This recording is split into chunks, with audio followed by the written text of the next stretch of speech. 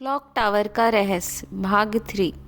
पिछले भाग में अर्नव और रोहित ने क्लॉक टावर की आत्मा को मुक्त करने की कोशिश की, लेकिन अर्नव की जेब में डायरी का एक अधजला पन्ना बच गया जिस पर लिखा था, जो कोई भी इस कहानी को जानेगा वह इस रहस्य का अगला हिस्सा बन जाएगा।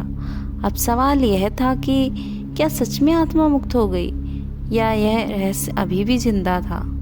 अर्नव को लगा कि अब सब ठीक हो गया है, लेकिन कुछ अजीब चीज़ें उसके साथ होने लगी। जैसे हर रात 12 बजे उसकी घड़ी अपने आप बंद हो जाती। क्लॉक टावर की परछाइयाँ उसे हर जगह दिखने लगी, कभी शीशे में, कभी पानी में, तो कभी सड़क पर चलते हुए। रोहित अचानक गायब हो गया। उसका फ़ोन स्विच ऑफ था और उसके घर वाले भी नहीं जानते थे कि वह कहाँ गया। अर्नव अब घबरा गया था। उसे समझ नहीं आ रहा था कि यह सब कैसे हो रहा है। अर्नव ने अपने कमरे में बैठे बैठे डायरी के बचे हुए पन्ने को ध्यान से देखा।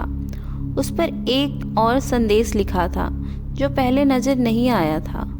रहस्य को अधूरा मत छोड़ो, वरना जो तुमने मुक्त किया वह फिर से तुम्हारे पास लौट आएगा। अर्नव को समझ आया कि टावर की आत्मा पूरी तरह मुक्त नहीं हुई थी, बल्कि वह अब उससे जुड़ गई थी।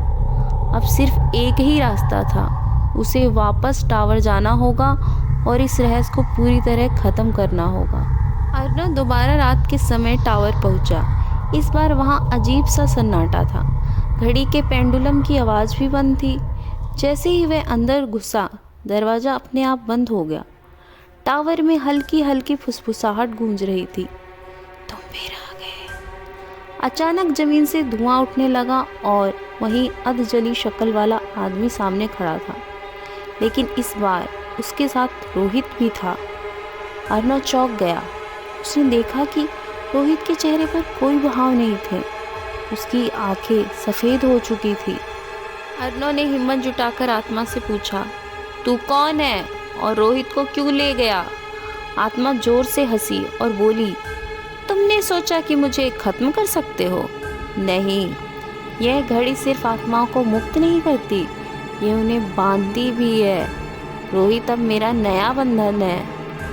अर्नव को समझ आ गया कि टावर में कैद आत्माएं हर 100 साल में एक बार शरीर तलाशती थी ताकि वे इस दुनिया में जिंदा रह सकें, और इस बार रोहित वह एक नया शिकार बन चुका था। अर्नव ने जल्दी से डायरी के पन्ने जलाने की कोशिश की, लेकिन इस बार आग नहीं लगी। आत्मा हंसते हुए बोली, अब ये तरीका नहीं चलेगा लेखक। अगर उसे बचाना है तो तुझे उसकी जगह लेनी होगी। अर्नव दुविधा में था, क्या वह अपनी जान देकर रोहित को बचाए? तभी उसे डायरी की एक पुरानी लाइन याद आई, जिसने इस घड़ी का निर्माण किया वही इसे नष्ट कर सकता है। अर्नव समझ गया, घड़ी को तोड़ना ही इस श्राप को खत्म करने का एकमात्र तरीका था। अर्नव ने पूरी ताकत से घड़ी पर वार किया। जैसे ही घड़ी टूटी, पूरी टावर हिलने लगी। आत्मा जोर से चीखने लगी और चारों ओर काला धुआं फैल गया। रोहित जमीन पर गिर पड़ा, बेहोश था। टावर की दीवारों पर लगी सभी घड़ियां एक एक कर फूटने लगी। अर्नव ने जल्दी से रोहित को उठाया और दरवाजे की ओर भागा। जैसे ही वे बाहर निकले, टावर जोर की आवाज़ के साथ गिर पड़ा और हमेशा के लिए खत्म हो गया। रोहित धीरे धीरे होश में आया और हैरानी से पूछा, हम बच गए? अर्नव ने सिर हिलाया, लेकिन उसकी घड़ी अभी भी 12 बजे पर रुकी हुई थी। कहीं ना कहीं यह रहस्य अभी भी जिंदा था। क्या यह सच में अंत था या फिर कुछ और बाकी था? अगर आपको यह कहानी पसंद आई हो तो दिल से कहानियाँ चैनल को सब्सक्राइब करें और अगली कहानी के लिए तैयार रहें।